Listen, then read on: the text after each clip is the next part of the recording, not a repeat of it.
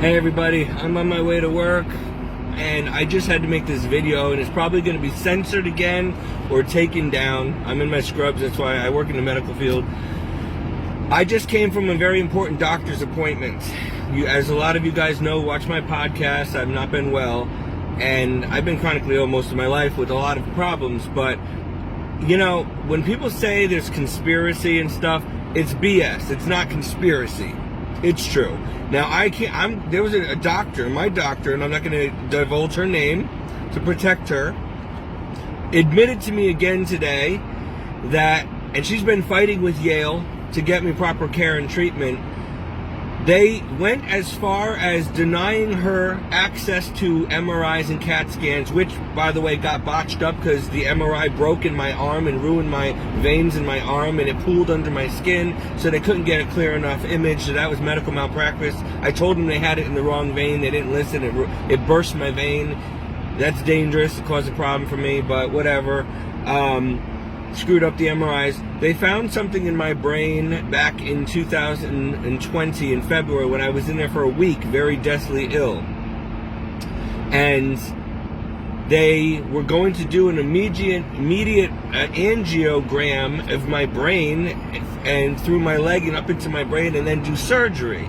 So my stepmother even came down because she heard that I was about to go in for brain surgery and it was dangerous. And then all of a sudden, these people kept looking in my eyes, and this eye care team kept coming in. They were like, we found something, we think it has to do with what we're seeing on the brain, and they kept studying my eyes, and finally, then all of a sudden, they all decided to cancel the surgery. Oh, you know what, we decided we're not doing the angiogram, we're not doing the surgery, it's nothing, it's just an artifact on the scan. Yeah, right. And then, they seem to have gone missing. My doctor has been asking since last year, give me the files. I want to see the MRIs and the CAT scans. And now they don't exist. She also told me that what I've been trying to tell people. If you're on Husky or don't have insurance, they try to say that you're mentally ill. And they prescribe you psychiatric meds. And once they put that on your file that they recommend a therapist or a psychiatrist, the doctors don't want anything to do with you anymore. They just write you off. Even though you have serious illnesses, they will not do anything about it. They'll write you off and try to tell you it's all in your head. They don't care if you die. She also told me there's actually a quota, that they're being pressured to do this all the time. She won't do it. She does it maybe once a year, but she won't do it. And she knows me, and we're like close friends, and she's like, I won't do that to you, but I see that they've done that to your file in Yale. And that's why every time you go in for a doctor's appointment that's in the Epic system, they immediately say, oh, you look stressed. Are you anxious? Are you suicidal? That's what they do to me. As soon as they see me, I could be sitting in the waiting room smiling, happy, calm, and they'll be like, you look anxious. Are you okay? You're not going to hurt yourself, are you? You look, and I'm like, what the hell is that? Stop. Like, every time, I have never even been here before. I'm not anxious. I'm fine. Well, and because it's in your file, and they try to write you off as a kook so that they don't have to do anything for you, because there's too many people on the system, and if you have no money or you've already exhausted your allowed procedures for your lifetime, they don't want to do anymore because the doctors don't really get paid when you're on Husky. So they would just let you die. Or if they know you have so many serious health issues like I do, this is like basically what Hitler did. Survival of the fittest. Like, if you're healthy and worth saving, you have a good job, you have money, a good education, you're good looking, good genetics, we'll work on you. You're worth it. But if you are poor and you're on Husky and you don't have good insurance and you have a lot of serious health issues, you're useless to society. We'll just let you die. It's all about money and about picking and choosing who lives and who dies, basically. And they're told to write people off as mentally ill or having anxiety or whatever, so that they don't have to take them seriously and actually fix the problem. Like, I have a broken neck again, and they know it's broken, and they said that I needed immediate surgery in February of 2020. It's crushing my spinal cord. They knew this, and they hid the files, and they just dismissed it and tried to tell me I need a therapist. My doctor realized she's been working with me for years, and she knows, and she has MRIs of her own, and she's like, no, you're in serious danger. So she's been arguing and battling back and forth with Yale. They will not give her my files. Some of them have gone missing, some tests. I mean, this is what they do.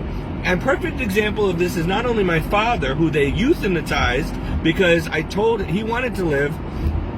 They kept putting morphine in his IV when he didn't want it or need it. He was not in any pain. He was fine. 15 minutes later, they put another shot of morphine, then another, and then he had a heart attack and died. He would have gone home and died peacefully, but they killed him. Okay? And there was nothing we could do about it because they wouldn't listen to me as I'm saying stop, and they're putting it in there, and I'm like, he doesn't need it. Oh, it'll make him comfortable. And they killed him. He couldn't breathe anymore, and then he had a heart attack in my arms. Another perfect example of this, and this has been going on for a while at Yale, my friend Nicole, she had cancer. She kept going into the hospital, getting sicker and sicker every so many months, bloating up full of ascites. Look it up. It's when you start filling up with fluid. And she was in so much pain. She had ovarian cancer. And they kept telling her, oh, it's just your period. You don't have insurance. You're fine. Oh, you're just constipated. Oh, it's just gas, whatever. And she kept coming. She went back like 4 or 5 times to the hospital, worse each time. And they just kept dismissing her. Now, they knew she had ovarian cancer. You can see it on the scans. They did not want to give her the CAT scans and the MRIs and the treatment that they knew she needed. Then she finally goes back in via ambulance. Oh, you should have been here 6 months ago. She's like, I was. I've come here almost every month. They're like, well, we could have caught it in time, but now you're stage 4C, so we could just make you comfortable. So she ended up dying.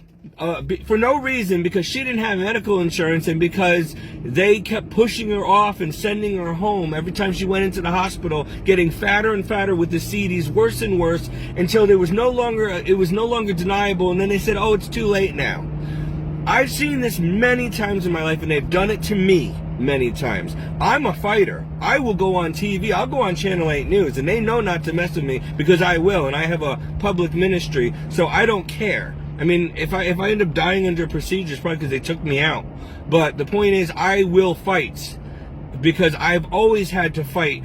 One time I had to bawl my eyes out. I was stuck in a hospital bed for 24 hours in agony. My forefather was downstairs.